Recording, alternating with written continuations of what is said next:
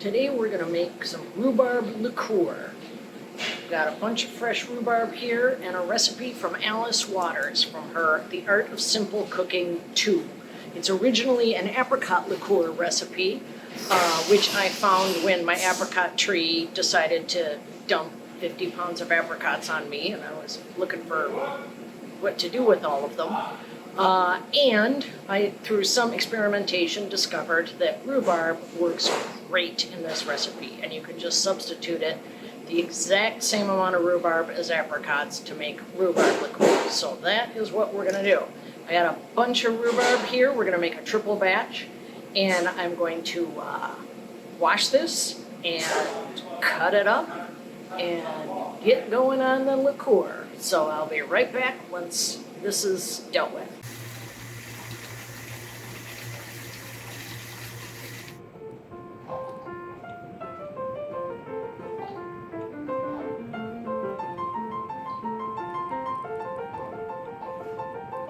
So we've got 3 3/4 pounds of chopped rhubarb. The original recipe is for 1 1/4 pound. Like I said, we're tripling it. 1 1/4 pound is a kind of a home size recipe. And now we're going to set up the infusion. And that's essentially what a liqueur is an infusion. So we're going to get some booze hot and throw the rhubarb in. This recipe is an infusion made with wine and then vodka. So we're going to heat up the wine with the sugar just until the sugar melts. So maybe it'll be boiling, maybe it won't, but we don't want to actually boil it together. And use a wine that you would be pleasantly surprised if you didn't pay very much for it and it was pretty good.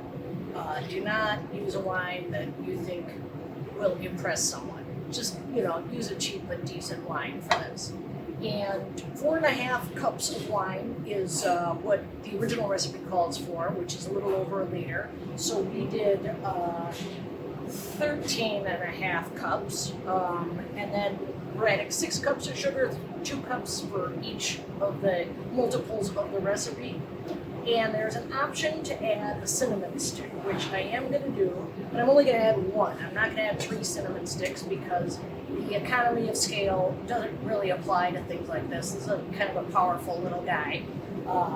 And we're going to turn this on and let it go till the sugar melts and then mix everything together.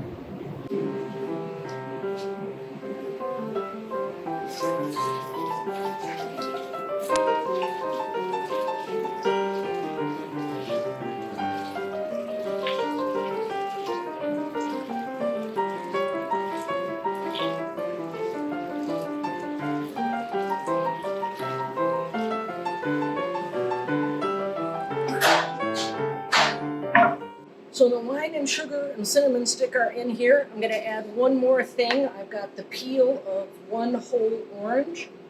And you can just zest it if you want and just get the kind of citrus oil part of it. I am a little lazy, so I just did the peel.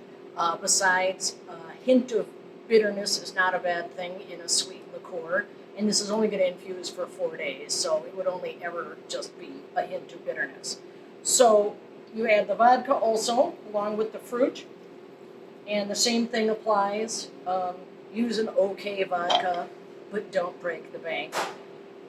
And we're just going to let this sit for 4 days. Normally, I would not infuse stuff in plastic. I would use glass or stainless steel, but this is only going to sit for 4 days, so it is not going to be a problem. And this fits perfectly in here, and I can just snap a lid on it and stow it away until Thursday. And then we'll finish it up, and you'll see how that goes. Okay, it's been 4 days, and we are ready to decant the rhubarb liqueur. We left this so perfectly undisturbed that the color didn't even sink to the bottom. So we'll, of course, want to stir that up a little bit. And rather than try to lift this up and pour it over the strainer, I'm going to use a ladle. So the rhubarb, as you can see, kind of gave up its color, gave up its life for this liqueur. and really smelled good. So we are going to strain this through a whole bunch of cheesecloth. We buy it by the case here, so there's about 25 layers of cheesecloth there. Because we do want it to be nice and clear. You don't have to, you could just use a regular strainer, but it will be a little bit cloudy. So take your pick. I've strained it through a coffee filter before. That takes forever, but it is nice and clear if you do it that way. And so once we get a pitcher full, we're gonna put it into our bottles, which I just spent 45 minutes with some steel wool getting the labels off, so I'm not unintentionally advertising someone else's booth. So we're going to get this all strained, pour it into the bottles, and then we'll give it a test.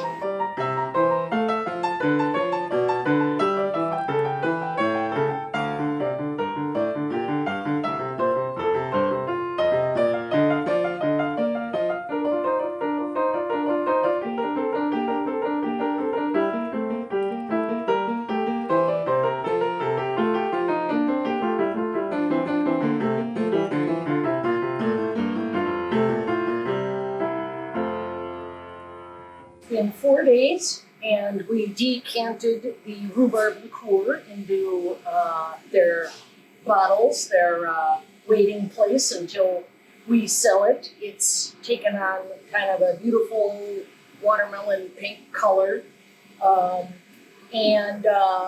This, as I said earlier, is a triple batch. So for a single batch, it's 1.5 pounds of fruit. We used rhubarb. The original recipe was apricots. I've also made this with sour cherries. I've made it with strawberries. I've made it with cranberries. So try plums. Do whatever.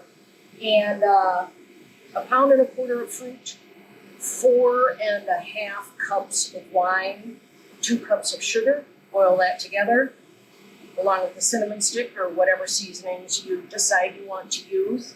And then add to it the fruit and 2.25 cups of vodka. Let that sit for 4 days.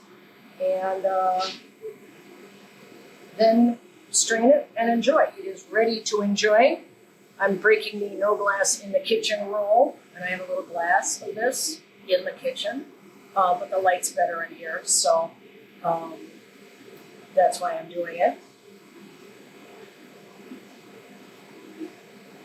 It's delicious. The orange peel we use does come through. The cinnamon is very subtle in it. And the tang of the rhubarb really comes through as well. So this is a nice project if you have a little bit of fruit, or just if you're curious about stuff to do and you want to do it.